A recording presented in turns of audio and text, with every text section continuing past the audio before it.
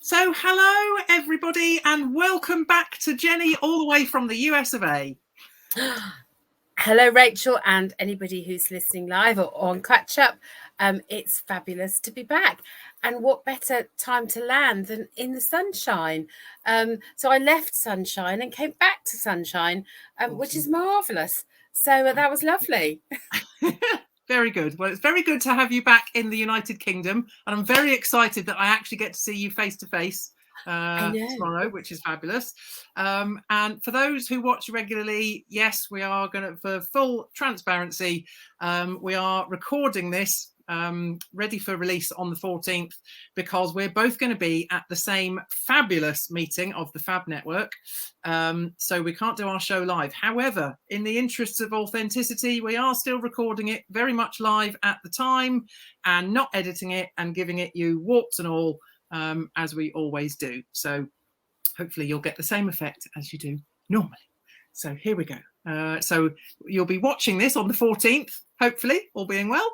And we'll be at a wonderful networking meeting, having lots and lots of fun and laughs. So I guess we should dive straight in. I'm going to go with a question first that's very topical for me at the moment, because it's something that my daughter and I are both doing. So the question is, journaling, yes or no, and why?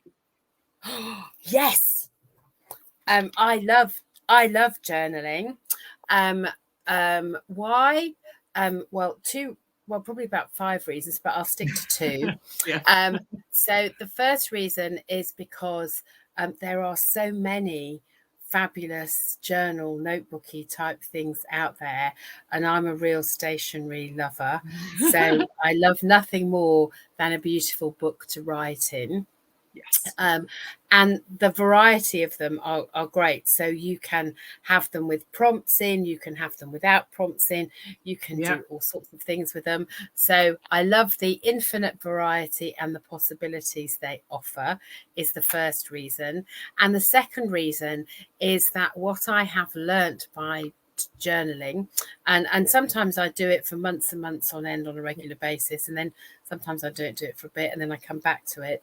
But what I've learned is that it's a real joy, yes, just to not think about it and just to write, and also that the freedom, that it's almost giving yourself permission, isn't it? The freedom of that writing means that actually I'm always really surprised at how much I really love what I write, because I don't think about it, I just write. I always write in pencil. Okay, interesting. I've got a special journal pencil that I write with. Okay. And again, I think that's because it's soft. Yeah.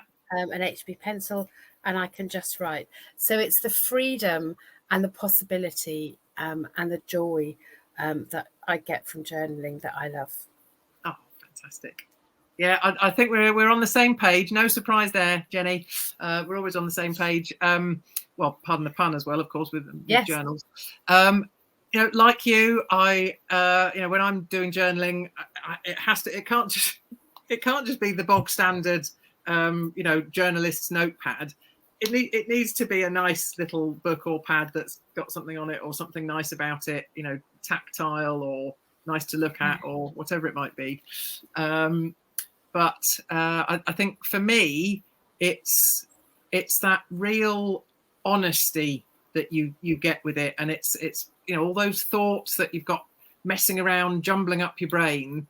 It can help to clear them and give you a bit of clarity, a bit of reflection time of, okay, I feel that way. Why do I feel that way? What's led to that? What can I do about that? It's a great way for finding solutions for yourself, I think, for anything that's going on. But it's that great first step of the honesty, being honest with yourself about what's going on, and therefore being able to do something that's actually the right thing for you at the time. But yeah, honesty is the big one for me. And sometimes you don't know what you think, do you? Until you've written it, and then when you read it back, you think, oh, That's why. And all of a sudden, things kind of fall into place, don't they? That you didn't necessarily. And I've certainly been in a situation where I have, I've been struggling with a kind of bit of a dilemma, and just writing it down, as you say, brings it and gets it out of it. If you're feeling a bit stuck, it's really great to kind of unjumble it. And writing it fast. And I think sometimes people think that journaling has to take a long time. I sometimes give myself all you can eat, all you can write, all you can write in 5 minutes. Yeah. You'd be amazed how, and because you've only got 5 minutes, you don't overthink it, you just write it all down. And it's amazing how much you can get done in 5 minutes. So it doesn't have to be this. I don't sit at a desk for hours journaling. No, and that's I think that's important for people to understand. For anyone watching that hasn't tried it before, it doesn't need to be all-consuming. You know, you're not writing a novel.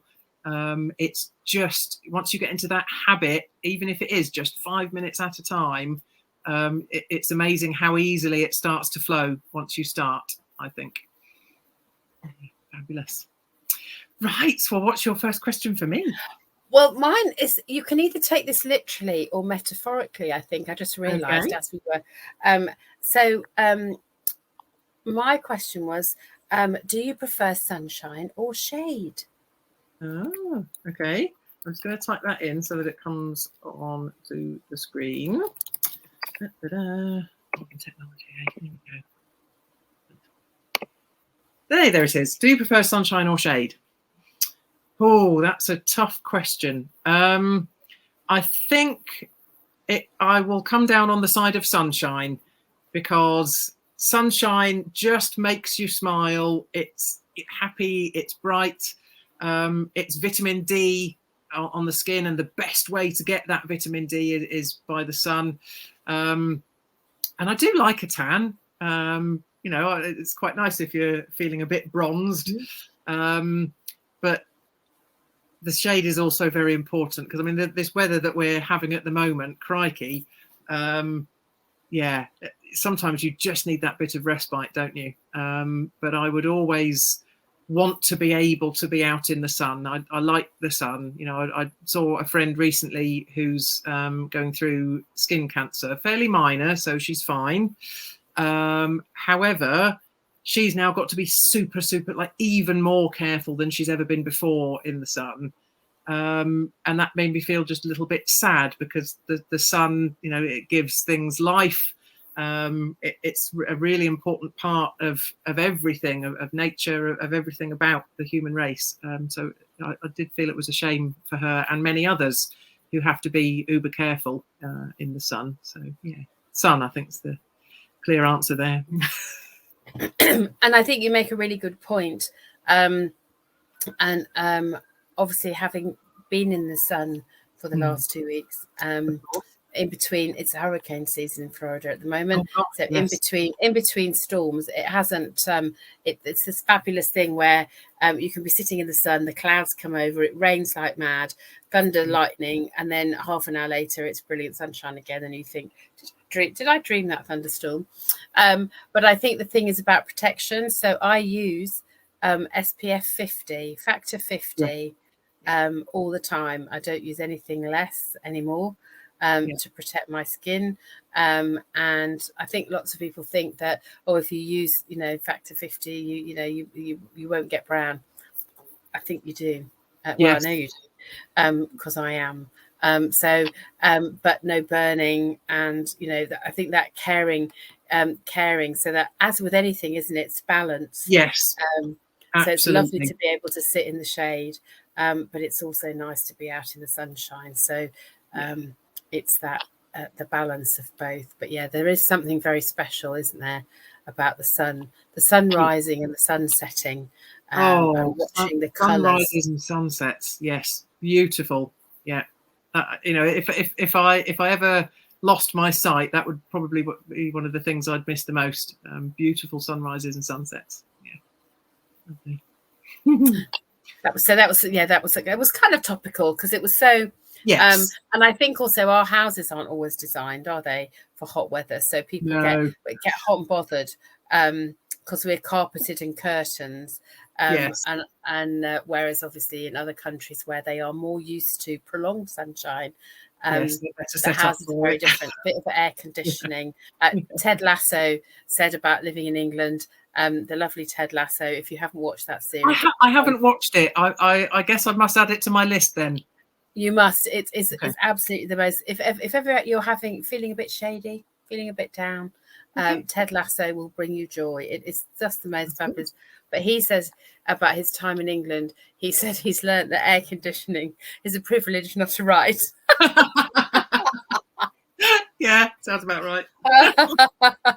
Fantastic. Okay. So moving on to the next question then. What would your death row last supper be? Oh, what would my death row last supper be? It would be shrimp, prawns, king prawns, or lobster, with new potatoes and salad. Oh, nice, very healthy. But I just love freshly cooked seafood, and for pudding, I just again it's that thing about fruit in season, Yes. And the English strawberries are just coming into season, aren't they? Yes. And they just taste just divine. They're just wonderful. The taste of sunshine. Yes. And the same with peaches. So peaches were just coming into Florida, and you can taste the sunshine. So some obviously, I guess it would depend on the time of year. I was on death row dinner. True. But yeah, it's fruit in season because it's just the joy. Really simple. But that I love eating food in season. So I know you can get strawberries all the year round, but they don't taste like strawberries all the year round. They taste like strawberries in June and July. Yes. So I think that's really difficult to choose because I really enjoy food, and there's fabulous food. It's just a joy, isn't it?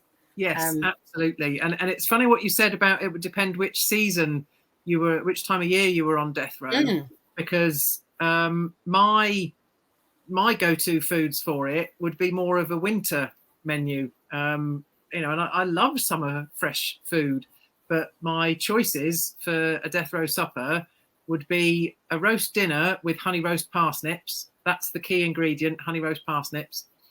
And the pudding would be crumble and custard. I know that. My youngest son had crumble and custard as his roast dinner for his wedding breakfast.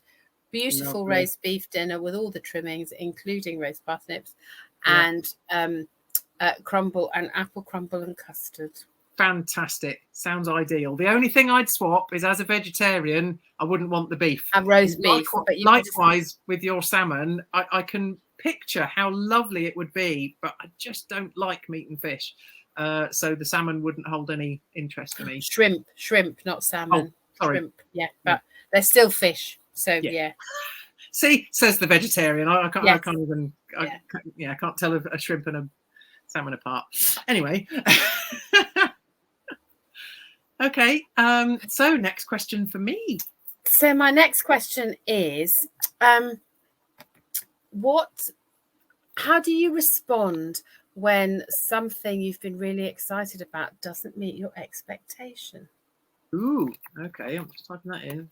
Being excited about doesn't meet your expectations. Oh, can't spell. There we go. All right. Sorry for the delay, folks. Just trying to get the technology to work. Okay. Wow. That's a really interesting one. Because I'd like to think that I wouldn't take it too terribly. Because, I'm quite a positive person. I'm glass half full. But I think that's difficult, because if you've been excited about something, it's the anticipation of it, isn't it? So in just the same way that anticipation of an event you don't want is usually the worst bit, the anticipation for an event you're excited about can just be off the charts, can't it? Because you're excited and you've got all those emotions thinking about how much you're going to enjoy yourself. So if it then falls flat, that's going to potentially be quite difficult. I'm trying to rack my brains for a situation where I've been in that scenario and had that happen. And I can't really think of anything. Shall I give you an example? Yes, please do. Topical. So when I booked my flight, you have the opportunity to bid for an upgrade. Okay. So you can bid a small amount or a bigger amount to upgrade your seat. And I've done it a few times, and I've never been successful in my bid until yesterday. And I got an email from the airline, who shall at this point remain nameless, right, to protect the innocent. And they told me that I had been my bid had been successful, and I had been upgraded from standard coach to economy delight, they call it. Okay. Interesting. So I was very excited about that. And obviously you go to the premium check-in, which is very marvelous. Drop your bags off, and it's all very exciting. And you get to get on board the flight, earlier than a few other people. But the airplane's not going without you, is it? So that doesn't really bother me. But anyway, And when I got on, I thought, well, this is going to be really exciting, because I'm going to have a bigger seat, a broader seat, more leg room. And it didn't look any different. And my friend who I was traveling with said, "Oh, I'm only 3 rows behind you." She said, "Do you think they've actually forgotten to upgrade you?"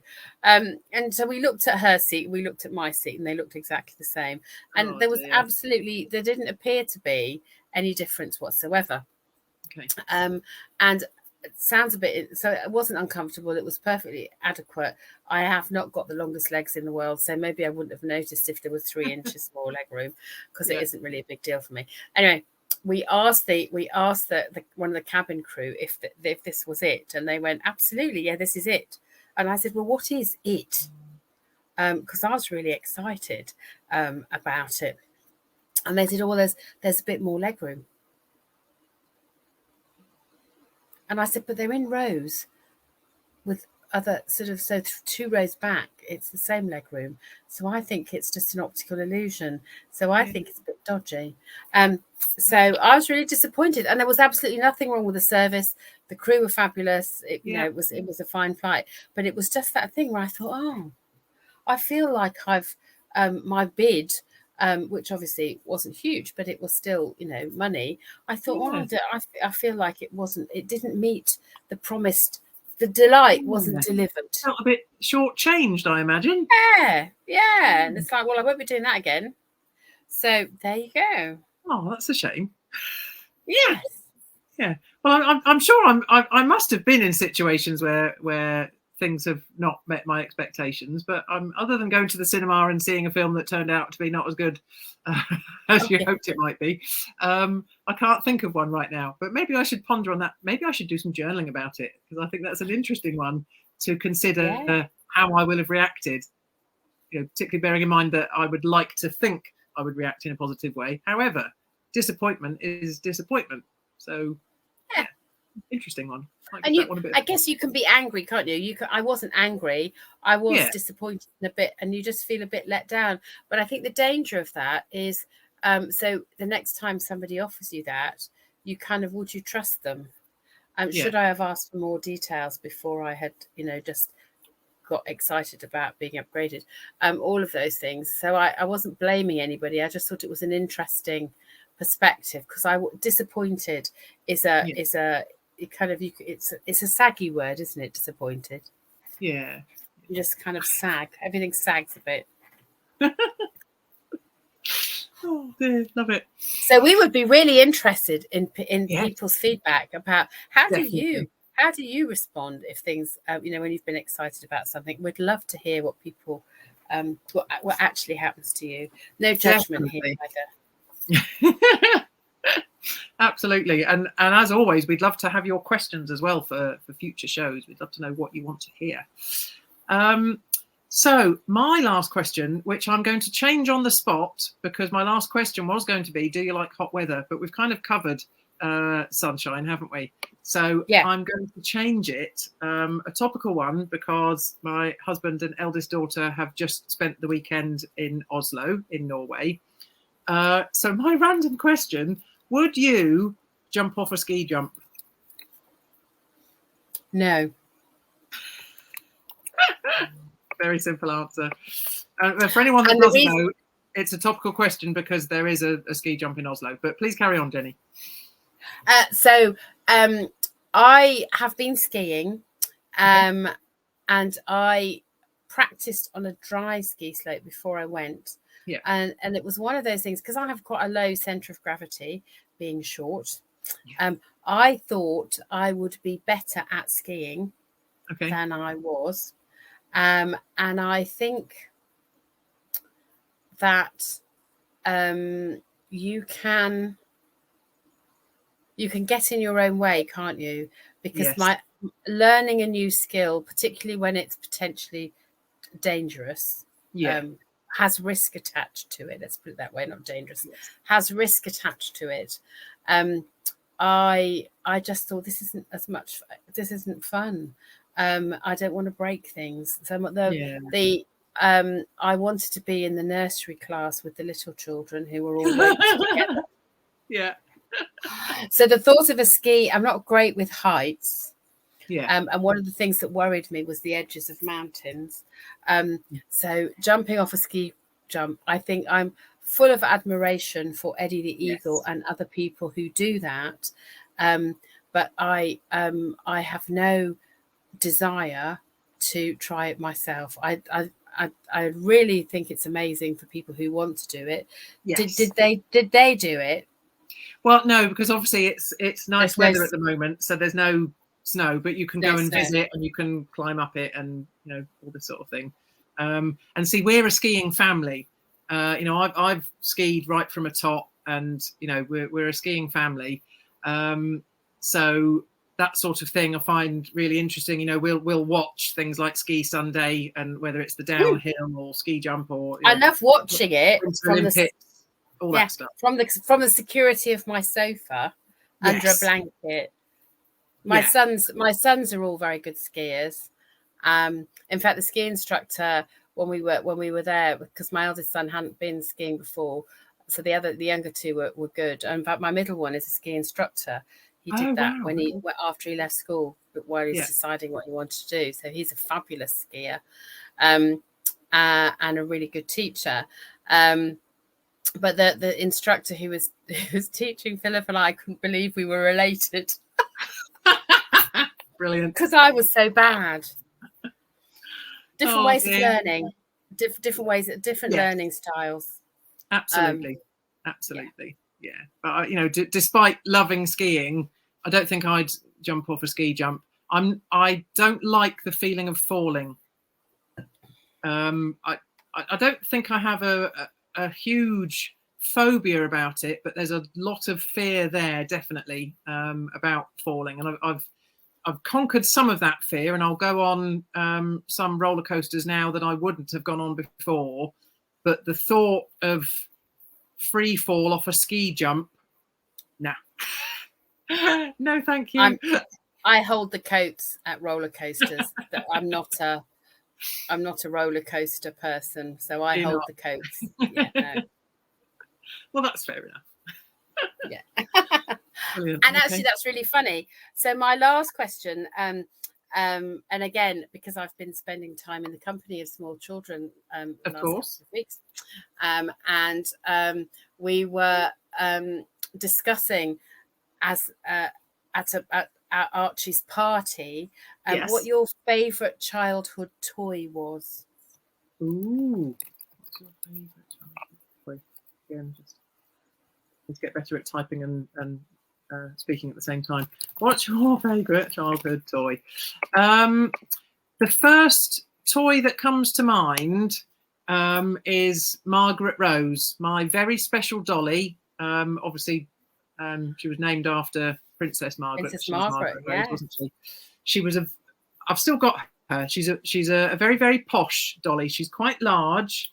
Had beautiful blonde hair that you could, brush and style, and quite, I suppose, a bit of a old-fashioned, almost sailor type outfit of a dress, and like a sort of not a cape, not a proper cape like with arms or that comes down further, but it literally sort of came down as far as here. Do you know what I mean? And then went round the back as well. And it was navy blue corduroy with pink piping.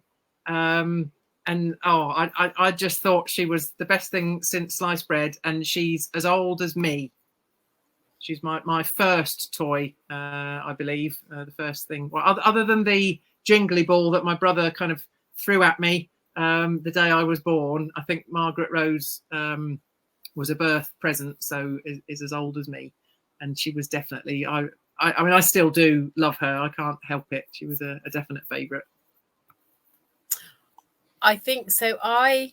Mine were very. I had a dolly who I thought was amazing because she was two dolls in one. So she had a. I had one of those. It was a funny habit though. So she had I think she was a blonde Dutch girl at one end. Yeah. So she had a Dutch, kind of white cap. Yeah. And an apron, and then when you pull the skirt the other way at the other end, she was an African lady, and she had this fantastic turban, on her head, and the rich colours of Africa, and because I was born in Africa, and I loved that, but I also loved. Do you remember everybody? I think everybody had one. The cart that had the bricks in, and they were wooden. Yes. It was a wooden cart, and it had a red handle, and you'd push this brick, and there were bricks in, and they were primary colours. And I loved that. And I think every child had one, and they were great because you could build all sorts of stuff with the bricks, couldn't you? They could be used for all sorts of things that probably they weren't intended to be used for. You could design all sorts of things, and I loved that. And I think probably at the time, certainly when I was little, toys were often quite gender specific. Yes, yeah.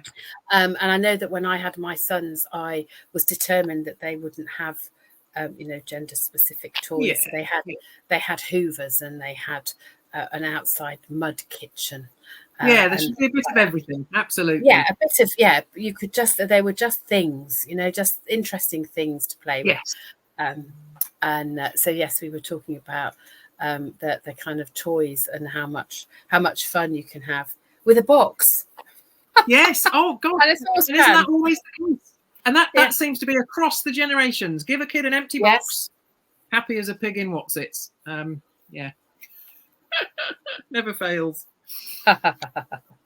Right. Well, I think that's us at the end of our questions. So the end of another Renny show. I hope you've all enjoyed it. If you've got any questions, please feel free to put them in the comments. We will happily answer them for you, or indeed any comments about anything that we've talked about, any reflections that it might have brought up for you. We'd love to know.